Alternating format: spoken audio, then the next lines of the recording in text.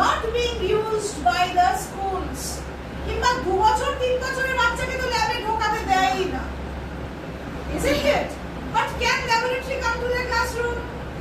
Laboratory ওদের ক্লাসরুমে আসতে পারে আর খুব সস্তা, যে কোনো জেলা, যে কোনো গ্রাম, যে কোনো, আমাদের এই পদ্ধতিটা তৈরি করেছি আমরা গ্রামের স্কুলের জন্য। আর গ্রামের স্কুল যদি ইউজ করতে পারে তাহলে আমাদের elite class of schools ও ইউজ করা উচিত, because classroom can become a laboratory.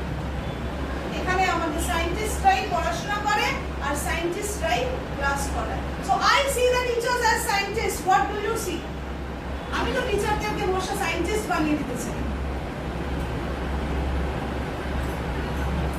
isn't it?